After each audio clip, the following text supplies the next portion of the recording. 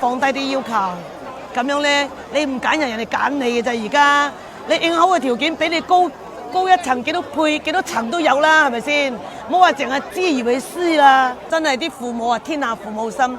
我係10年前開始識嗰啲，即係話啲父母啊，喺流化湖公園開始就識啦。我喺流化湖公園咧，我都低咗有應該2年幾啊。哇！全部都係廣州人嘅嗰度，全部廣州人揾嘅。但係我睇嚟睇去，去咗1-2年都係嗰啲自己即係冇咩變嘅。啲女咧到而家都未揾到。10年前到而家未揾到。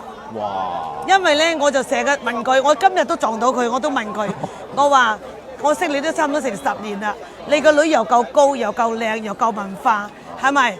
即係每一樣嘅條件都幾好，幾優秀。咁你想揾咩人咁即係咩先合適你個女咧？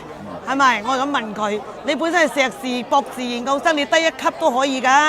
咁啊，跟住佢話：我咧，我可以，但係我女兒不可以。我話：咁你有時可以同佢引導佢出去見面啊嘛，係咪？咁你冇機會佢出去引導佢見面嘅話，你得個父母去講冇用㗎，係咪先？10年前佢幾大啊？10年前啊，嗰陣時應該我問佢嗰陣時係33歲咯。咁啊，而家43歲咯，一老姑婆啦，邊個仲要啊？就要啊，都有啲奇葩嘢出嚟啦，有啲人離婚嘅、喪偶嘅，或者係即係未結婚嘅，真係好少。咁你仲喺度揀喎，真係啊！揀咩揀？千揀難揀，咪揀難煎蛋咯，話俾你聽。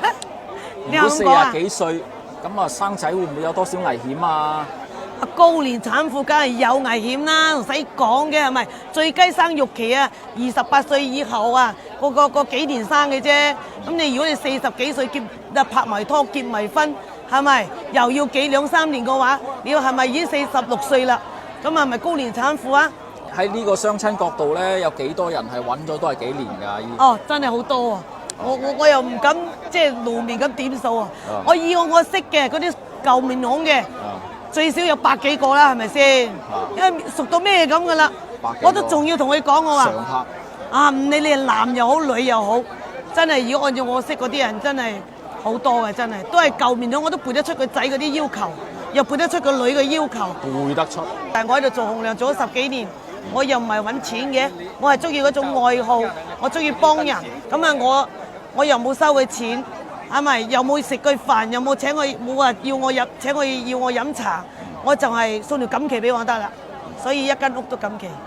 係嘛？係啊，呢叫成就感。